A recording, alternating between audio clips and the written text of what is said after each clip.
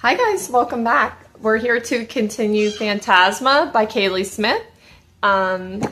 Yesterday I already recorded this reading and somehow I erased it, so I'm sorry it's late and it's also taking a while to load. I will definitely do my best to get them up in a timely manner, but I don't have all the expensive equipment some YouTubers have. I'm using my phone, what I have, and the free apps to edit, so we'll see. But we left off on page 58 on the top. So Ophelia found out that her sister left, Genevieve left, so now she's going through her room. Ophelia began to rifle through the vanity and desk, looking for any hints or clues. She yanked open drawers, sifting through the baubles that rolled around inside. She tore the room apart, all the way down to the floorboards. When she found the diary shoved beneath the plank in the back of a closet, along with the brooch Ophelia had never seen before, and a wad of cash, she felt a heaviness settle over her shoulders.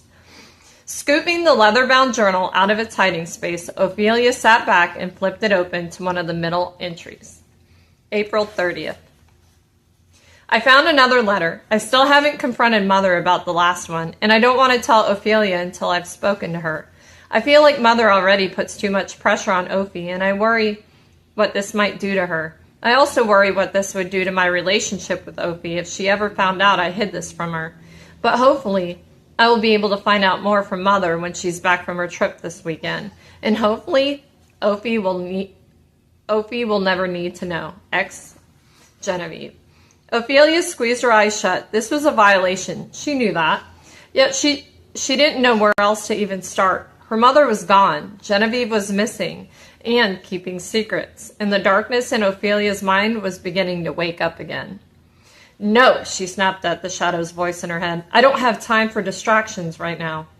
Ophelia threw the diary into the wall with some strength, and something fluttered out from between the pages.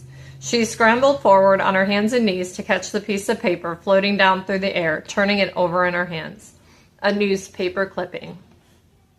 Phantasma, coming this fall. No, she whispered. She scooped the diary back up and opened it once more, shuffling through the pages for any other signs that Genevieve may have been collecting information about the Devil's Manor. She turned numb as she uncovered more clippings shoved between the yellowed pages. She spread them all out in front of her and quickly realized that the articles spanned the last several years. Ophelia's breath caught. No, it couldn't be. She hastily read each of the articles once, twice, memorizing as much information as she could. Some were about the people who had died inside the macabre competition. Others speculated about the devil that ran it, rumored to be the most heartless and insidious of them all. One of the clippings was an interview from a past contestant detailing the horrors inside the haunted estate. She squinted down at the corner of that particular piece, noticing two words scribbled in the margin. Find Gabriel. Ophelia flipped back through the journal, looking for any signs of the name Gabriel, noting that some of the pages had been torn out. She finally paused on an entry from July.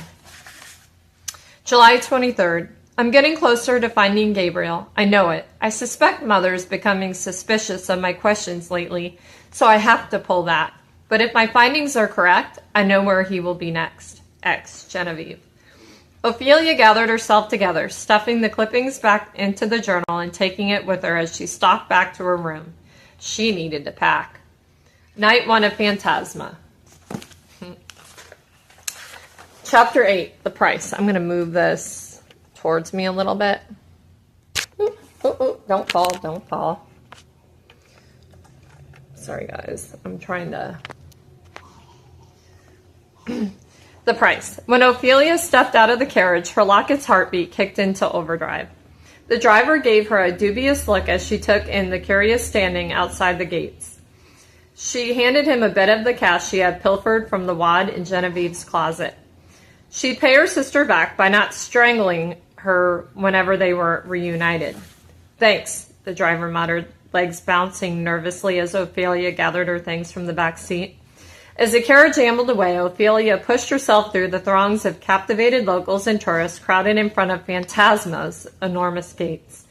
A few shocked looks were thrown in her direction as she made her way to the front, but she ignored them. There was only one person she cared to think about right now, but as she scanned the crowd, disappointment sank in her stomach like a stone.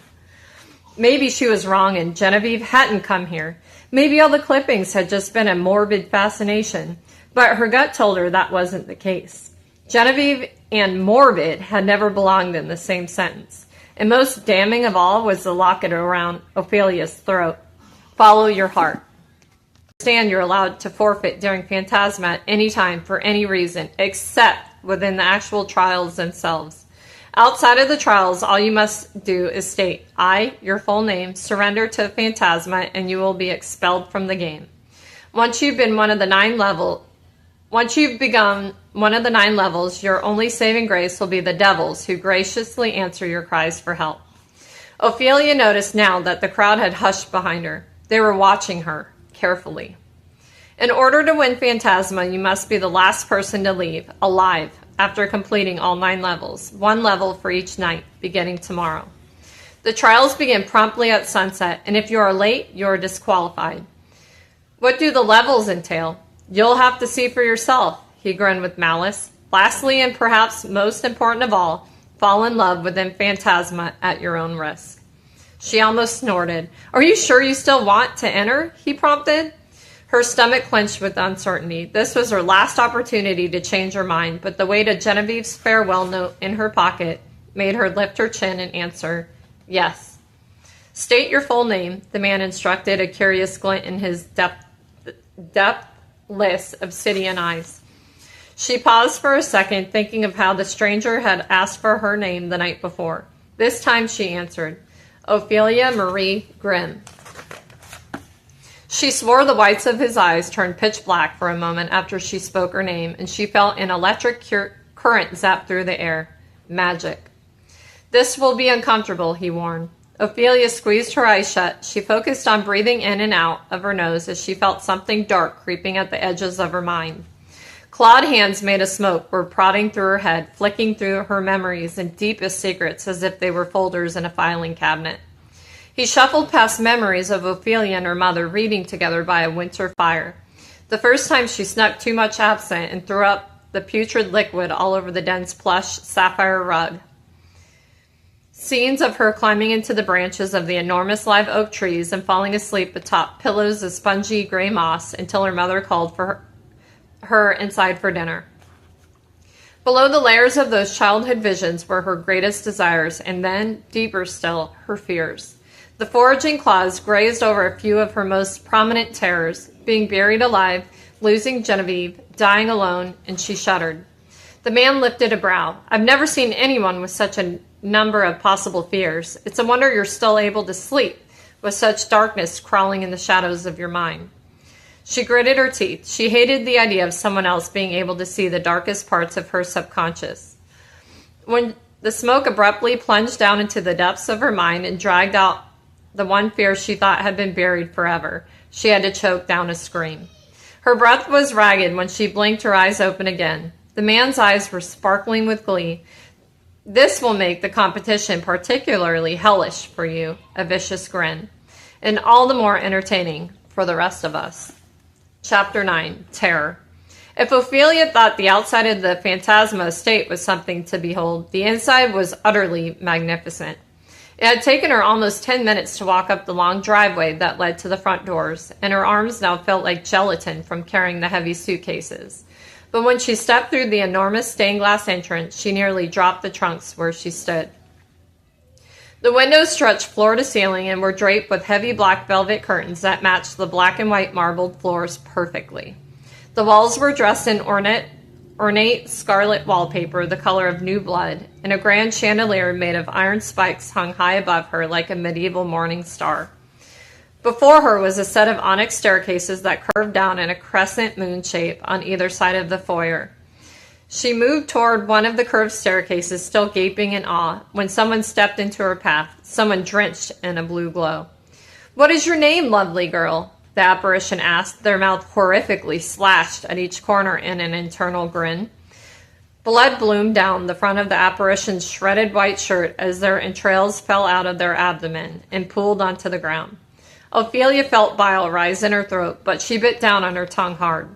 How are you going to stay long enough to find Genevieve if you can't handle something as tame as this? Tighten up. She tapped her fingers against her suitcase. 1, 2, 3, forcing herself to look the apparition right in the eye and answer their question. I'm Ophelia Grimm. I was told to meet my group inside. You're only the 5th contestant who hasn't lost their dinner or fainted. Someone fainted? Ophelia didn't bother telling them just how close she had been to the former herself.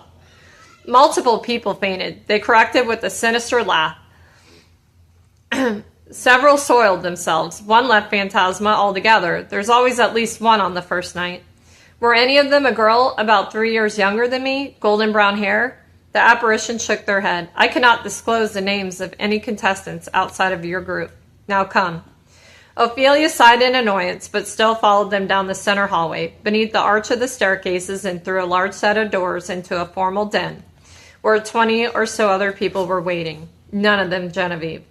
They turned toward her in sync, some sizing her up with curiosity, others sizing her up with something more insidious in their gazes.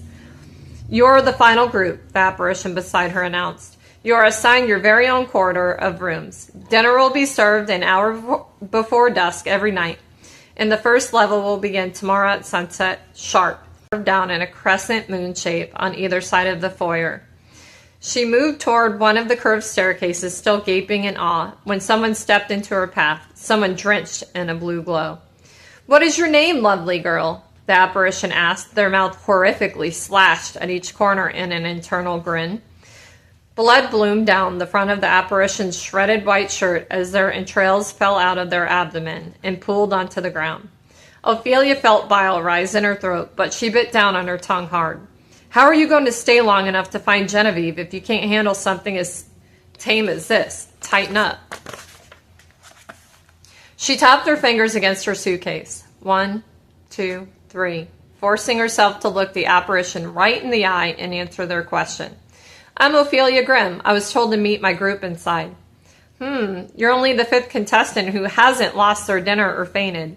Someone fainted? Ophelia didn't bother telling them just how close she had been to the former herself. Multiple people fainted. They corrected with a sinister laugh. Several soiled themselves. One left Phantasma altogether. There's always at least one on the first night. Were any of them a girl about 3 years younger than me? Golden brown hair? The apparition shook their head. I cannot disclose the names of any contestants outside of your group. Now come. Ophelia sighed in annoyance, but still followed them down the center hallway, beneath the arch of the staircases and through a large set of doors into a formal den, where 20 or so other people were waiting. None of them Genevieve. They turned toward her in sync, some sizing her up with curiosity, others sizing her up with something more insidious in their gazes. You're the final group, the apparition beside her announced. You are assigned your very own corridor of rooms. Dinner will be served an hour before dusk every night, and the first level will begin tomorrow at sunset sharp. If you exit your group's wing of the manor any time before you complete the 7th level, you will be disqualified from the competition. Good luck. Thanks, Ophelia muttered. The first apparition blinked out of sight without another word, and another quickly appeared in their place. This one had a gash in their neck so deep their head was barely attached. Your wing will be on the 4th floor, the new apparition declared. Follow me. Ophelia walked with the crowd of strangers as they were led back to the foyer and up the right-hand staircase, then up another flight and another. By the time they got to the 4th floor, most of them were exhausted. Well, what do we have here? A man asked as he dropped back from the rest of the group to linger beside Ophelia, matching her stride for stride. He was tall and lanky, his alabaster complexion managing to be fairer than her own. His dull brown hair slicked back from his face. Aren't you a peculiar little mouse? Ophelia wrinkled her nose but said nothing, hoping he might leave her alone if she ignored him. It didn't work. What do you think you are, entering something like this? The man prodded. You must think you're special. Couldn't I ask you the same thing? She snapped. I bet you're... he began, but someone cut him off. Go be an ass somewhere else, Cade, a soft voice admonished. Cade's lips peeled back from his teeth in a look of utter contempt, but at least he obeyed, stalking away to catch up with another man walking ahead. Ophelia turned to her savior. It was a shorter girl, her flaxen hair plaited back neatly, her dress a bit worse for wear. Something about her looked familiar, but Ophelia couldn't quite put her finger on why. He's the worst, the girl offered. Don't let him get to you. I'm Lucinda, but everyone calls me Lucy. You know each other? Ophelia asked, trying to sound vaguely interested, though she didn't really care. Cousins, Lucy said, her tone almost mournful. We're both here because our family has gotten into a bit of a financial situation. I don't need to know the details, Ophelia said. Thanks for saving me the trouble of punching him in the face, though. Lucy bit her lip. You're Ophelia Grimm, aren't you? Ophelia heaved a sigh. Yes, that's right. Now if you'll excuse me. Ophelia picked up her pace, a slightly shocked look flitting across Lucy's expression at her abruptness. She didn't bother to look apologetic as she pushed forward to reach the rest of the group, which had stopped in front of a set of large wooden doors. She wasn't here to make friends. She was here to find her sister and get the hell out. Once you enter these doors, you cannot leave them until you complete the 7th level of Phantasma unless you choose to forfeit the game, the apparition announced, in which case you will be immediately removed from the manor. Your rooms are divvied up between the 4 hallways at the back. The dining area is just inside to your left. Listen carefully for your room numbers.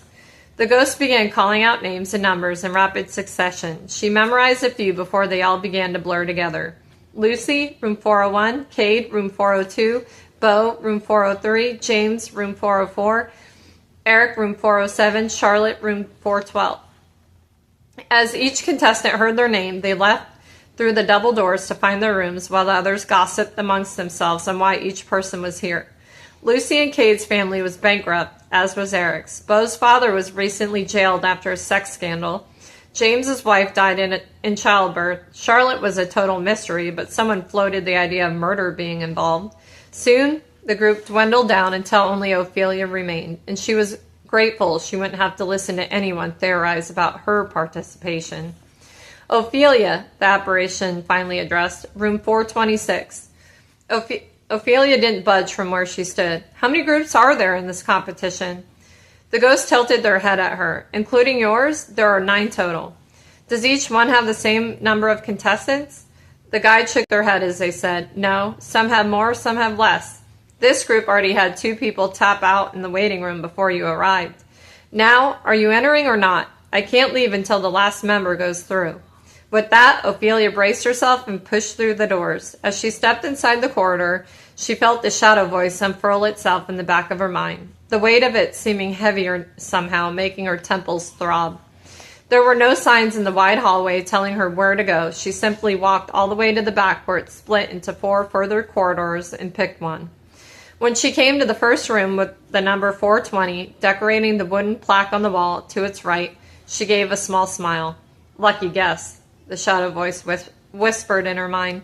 Don't use up all your luck too soon. When Ophelia found her door further down the hall, she carefully poked her head inside, preparing for the worst. A stone cell, a cot on the floor, rats. But the room was completely normal, even charming. She set her trunks atop the large bed and sighed in relief as she shook out her aching arms from carrying their weight up 4 flights of stairs. The patterned comforter and antique furniture made the small space feel homey. There was an old oil lamp glowing on one of the 2 bedside tables and a hideous pink wingback chair in the far corner of the room that matched the jacquard design on the rug that blanketed the floor. She walked over to the bookshelf that sat next to the chair and peered at the odd titles and knickknacks decorating the shelves. When she reached out to pull one of the books from its place, a clicking sound rang out and the entire shelf shifted forward. The first thing I touch, and it's some sort of trick. Just my luck, she muttered aloud as she wondered if all the rooms had such a mechanism. She couldn't help but think about how much fun she could have exploring a place like this if she wasn't sure its entire design was meant to terrify or maim her, or if it wasn't for the fact that her sister was lost somewhere inside. A slow, eerie creak sounded from the bedroom door behind her, and Ophelia spun to see who was there. When no one appeared after a few minutes, she let her shoulders relax, turning back to the bookshelf, and then something blinked into view on her bed. She sucked in a breath, bracing herself until she realized what it was. Oh! Ophelia narrowed her eyes at the fluffy white creature now sitting on her bed. You're a ghost cat. The feline leisurely scratched an ear with its hind leg. Go on, shoo, she said, gesturing to it. There was something in the cat's ghostly blue eyes that was wrong, something human-like that left an uneasy feeling in her stomach. Shoo, she said, a bit more aggressively now. The creature gave a slow, unbothered blink before leaping from the bed and dashing through the hole she had open in the wall. No way, I'm not walking through a random secret passage. The cat meowed from somewhere beyond the dark as if it were telling her to hurry up. And damn her if she wasn't curious. She took a hesitant step forward to peek into the inky abyss, knowing she should find a way to push the bookcase closed and not even think about where the passage led. But the locket around her neck had another idea. She didn't know why. All she knew was that she had started unwittingly following the locket's lead, much as she suspected her mother used to do. She remembered times her mother would meet with clients, hand wrapped around the locket the entire time, as if assessing whether the necklace approved of their company or not. Ophelia glanced around the room, spotting an ornate brass candelabra with 3 half-melted taper candles sitting on the dresser, and snatching it up. She concentrated her magic on the wicks until all 3 flames burst to life, and then stepped out into the secret passage, if it could be called that. It was alarmingly narrow, her shoulders brushing either side. The cat was nowhere to be seen as she ambled down the dark space, the only light besides the candles coming from the glow of the lamp shining from the bedroom. She lifted the candelabra to the wall and scanned for any seams that might indicate there were more hidden doorways, but the alabaster paint was unblemished. It's going to get you. Ophelia flinched at the intruding voice that slammed into her mind. It was the shadow voice, but different, louder, worse. Was the disturbing, dragging noise of the bookcase sliding closed behind her. Fuck, she said, tone shaky. Of course this was a trap. Why the hell would she think it was a good idea to trust a cat and a necklace to lead her anywhere good? You better start running, the shadow voice cackled in her head, its tone carrying an edge of maliciousness she had never noticed before. She froze. Kitty, she whispered into the dark, but the cat had completely disappeared. And so had the locket's heartbeat. Fuck. A low, eerie echo emanated from the opposite end of the corridor, followed by a heavy thud. Ophelia squinted into the nothingness, every muscle in her body tensed. Here it comes. Just as the shadow voice spoke the words in her mind, something flashed red several yards away. A pair of bloodshot eyes and a smile full of razor-sharp teeth. Shit, she hissed, dropping the candelabra with a metallic clatter and plunging herself into total darkness. A high-pitched keening began as footsteps pounded toward her, lifting her skirts. She turned and ran. Getting closer. She yelped as she tripped, managing to right herself at the last second, the raspy laugh that rang out at her misstep, too close for comfort. As she rushed down the hall, unable to see even 2 feet in front of her, her locket grew warmer and warmer, its heartbeat rapid as it started back up and synced with her own. 10 more seconds and you're dead. Ophelia pushed herself harder, her calves screaming in pain. Tick-tock, tick-tock, tick-tock. With barely any seconds to spare, she reached the end of the hall, smacking into it so hard her entire body vibrated, teeth clattering together painfully. Her nose was crushed, blood gushing down her face, over her chin and onto the bib of her dress. Tick-tock, tick-tock, tick-tock. She let out a wild giggle as she roamed her hands over the wall in front of her, frantically searching for a doorknob. Please, please, please, she whimpered, the iron taste of her blood on her tongue. The footsteps were no more than a couple yards behind her now, a low growl roaring out of whoever or whatever was chasing her. She continued feeling for a way out, and finally she found a handle. Tick-tock, tick-tock, tick-tock. She yanked furiously on the lever, pushing the door open a crack and lurching forward, shoulder first, to painfully squeeze herself through, just as a clawed hand latched onto her. She yelped in pain as sharp onyx nails ripped into her forearm. The hands that were trying to drag her back were gray and mottled, but she couldn't see anything else in the dark aside from the whites of wild, bloodshot eyes. She let out a screech that was half frustration and half terror as she shook the creature off, squeezing her eyes shut and expelling out as much of the untouched magic in her core as she could. Blue sparks began rolling off her skin with small static pops, zapping whatever was holding her and making it let go with a hiss of pain. She snatched her arm through the opening and cradled it against her chest before slamming herself against the door, shutting it soundly. She began fastening the various brass locks, hoping they were enough to hold the monster back. The creature pounded on the other side several times, shaking the entire wall with the force. But she kept her shoulder wedged against the door, waiting until the monster gave up its fight. She took several deep gulps of air. Looking down at the jagged wounds on her arm, her stomach dropped at the sight of crimson dripping to the floor. Had that creature been her mind's doing, or was it part of Phantasma? Maybe it's both, the shadow voice suggested. You let them dig around in your head after all. That means you'll have to be careful what you think in here, pretty little necromancer. No, this wasn't supposed to happen. The things in her mind were never supposed to be real. The voice in her head had conjured so many deceitful, horrifying scenarios over the years, but she had always known on some level that's where they would stay. But here, an overwhelming sense of terror washed over her. She needed to find Genevieve and get them both out as soon as possible. Pushing away from the door with determination, she scanned the space around her, looking for another exit. Her gaze snagged on the cat, its head tilted curiously at her, sitting on the corner of a table as if it had no cares in the world. The feline mewed and she gave it a withering glare. The ghostly creature leapt down from the table, entirely apathetic toward her scathing look as it pranced right to a door on the far wall that she hadn't noticed. She cautiously made her way over, prying it open, only a crack to assess exactly where it led. If it was another dark corridor, she would be staying in this small room forever. Thankfully, she found that it exited back into one of the main hallways leading to the contestants' rooms. That was quite enough excitement for tonight, she whispered, slamming the door closed behind her.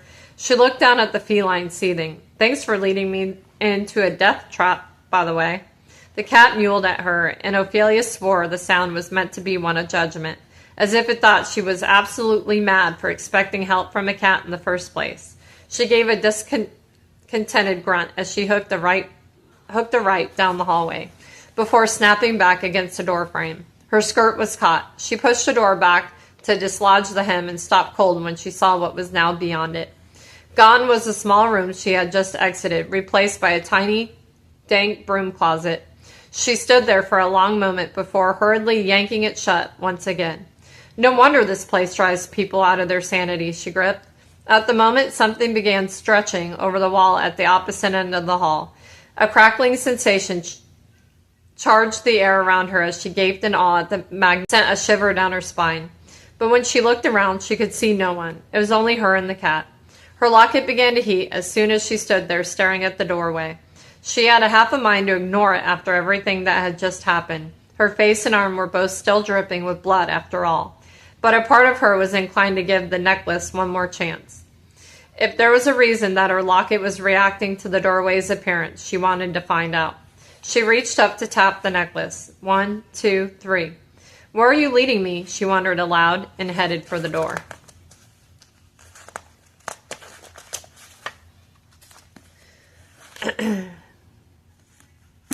Chapter 10, The Stranger. Ophelia yanked and prodded at the magic gateway for nearly 10 minutes before she decided to give up. She had no doubt that her right shoulder would be purple by sunrise, having jammed it against the solid wood to make it budge, to no avail. You're the worst tour guide ever, you know, she admonished the cat, which was currently bathing itself at her feet. Well, he is a cat, a deep, vaguely familiar voice commented from behind her. Do you need assistance with that? Ophelia startled, and the feline let out its chirp of surprise. She spun to snap at whoever had snuck up on her, but as soon as she spotted them, no words came out. The man, who looked to be in his mid-20s, only a few years older than her, tilted his head in amusement as he opened his arms to allow the feline to leap up into them. For a moment she wondered if he had been the one she had felt watching her, but his gaze didn't elicit the same uneasiness. She began a bit breathlessly. The man smirked as he gave the cat's white fur a long stroke. The ghostly creature purred loudly as it rubbed its head underneath his chin with familiar affection. I'm what? Very handsome? The most striking person you've ever seen? Ophelia began to nod before realizing that perhaps that was a very embarrassing thing to do. She felt her cheeks flush as she smirked as he gave the cat's white fur a long stroke. The ghostly creature purred loudly as it rubbed its head underneath his chin with familiar affection. I'm what? Very handsome? The most striking person you've ever seen? Ophelia began to nod before realizing that perhaps that was a very embarrassing thing to do. She felt her cheeks flush as she laughed and let the cat drop back to the floor. Others would probably describe him as being very tall, but at 5 feet and 11 inches herself, he only had about 3.5 inches on her. He had shocking white hair and a bright jewel green eyes. The rest of his facial features were almost as sharp and delicate as her own, except he managed to look less gaunt than she did. Another detail that spiked a small bit of jealousy in her stomach was how impeccably dressed he was. His waistcoat was made of deep Viridian velvet that matched his eyes almost exactly, but his collared shirt and cravat were a rich onyx, the embroidered details of both pieces executed in a monochromatic silk thread. His pants were the same material as his shirt and tailored to perfection. If it wasn't for the disheveled state of his hair and the way he had his sleeves carelessly rolled up around his surprisingly muscular biceps, she would have thought he was some sort of aristocrat. But what she really noticed most of all was that he was a ghost, though not like any she'd encountered so far. The edges of his silhouette didn't have the same hallowed blue glow that the other apparition had. Rather, there was a faint white illumination around him instead, and there was very little transparency to his form unless she was staring very hard at him, which she wasn't at all. Yes, he looked just as corporeal as she did, except she could feel that something was different. There was an intensely warm static buzzing over her skin, just like the stranger. "You," she said, a hint of accusation in her tone. But there was no recognition in his emerald gaze, only the briefest flash of confusion. "Last night," she continued, you were here as always." "Yes, but—" He gave her a pointed look as he lowered his voice and implored, "Be careful what you reveal out in the open. Even the walls have ears here, Angel." She scowled in confusion. She didn't understand what that meant, but all she said was, "Stop calling me that." His eyes turned sharply. "Are you implying I've called you that before?" She thought of the night before, the feeling of his warmth making her want to linger in the dark despite knowing better. The way she had been desperate for him to know her name. The feeling of his invisible touch on her face.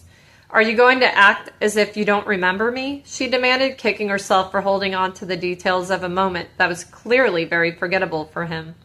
"Unfortunately, many mortals came through here." He tilted his head, flicking his eyes up and down her figure. "Though none have been as much of a vision in red as you are." She looked down at herself then, remembering how ghastly she must look.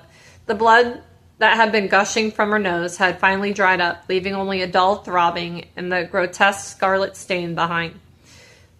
"That looks like a nasty wound," he noted with a glance at her forearm. She shrugged. The newly flowing magic in her veins had healing properties. Her arm was already beginning to scab. From what her mother had taught her, it would take her a quarter of the time to heal than normal mortals, and she didn't need to worry about infections anymore either. Besides, she liked the sharpness of the pain. It reminded her that she needed to stay alert. "If you don't remember me, why are you bothering me?" she pressed. "Call it curiosity or boredom. Whichever you prefer. It's hard to ignore a contestant drenched in blood summoning a gateway in the middle of the manor," he snorted. "But why don't you jog my memory of our supposed meeting?" "We met last night," she told him, trying to shove away the embarrassment she felt for remembering the interaction so viscerally. "By the front gates, but I couldn't see you. I could only hear you." "Then how do you know it was me?" He lifted a brow. "All ghosts have their own energy, like a fingerprint, and yours is even more distinct than most. I've never come across anything like it before." He smirked and her defenses raised. "I'm not crazy. I know it was you," she snapped, "whether you want to admit it to me or not." "You're not crazy," he agreed, gaze softening. "This is clearly your first time meeting a phantom." Phantom, that was it. They were the most powerful of ghosts. No wonder he was so solid. Apparitions were regular mortal souls that had died but not passed over to the other side. Completely non-corporeal and intangible by anything except each other and, of course, necromancers. The worst type of ghosts, according to her mother, were the ghouls. Apparitions that had stayed too long without crossing over, becoming zombie-like creatures as their ghostly energies began to fuse with that of this corporeal plane, making them strong enough to be semi-solid but also becoming mindless in the process. A horrible combination to have power and no sense of morality. And she was beginning to wonder if that was exactly the sort of creature she had encountered in the secret corridor. Poltergeists and phantoms, however, were the rarest of the ghostly paranormal beings, the most powerful. When we met last night, what did we talk about? He asked, interrupting her thoughts. She gave him an exasperated look. Are you teasing me? Do you really not remember? My memories are complicated. I asked if you were stuck here, if you needed help, she said. You told me to go home, that a house of devils was no place for me. I see you didn't heed my advice. Pity, he murmured. It was an agreeable encounter then? Agreeable, she snorted. That wouldn't have been my first choice of words. Vexing, perhaps, as is our current conversation, but nothing unpleasant or insidious happened, if that's what you mean. He nodded absent-mindedly for a moment before flicking his eyes behind her. How did you do this? How did I do what? How did you summon the store? The undercurrent of his tone turned a little too serious for it to be a casual question. I didn't summon it. It just appeared, she explained. Was all he said. Do you work here? She interrogated. Are you part of the Phantasma staff? He slid his piercing eyes back to her. Staff? No, not exactly. Well, is that your cat? Poe belongs to me as much as he belongs to anyone else, I imagine. She pinched the bridge of her nose and changed the subject back to her locked door. Do you know how to unlock this? Yes. Ophelia waited for him to step forward and help, but when he didn't move, she tapped her foot impatiently. 1, 2, 3. When he still didn't say anything, she finally implored, Would you unlock this? No, he smirked. Then why did you offer to help before? She demanded, propping one of her hands on her hip, the one still smeared with blood. His eyes immediately snagged on the crimson lines that stained her skin, but he only said, I didn't actually. I simply asked if you needed help. That's quite misleading.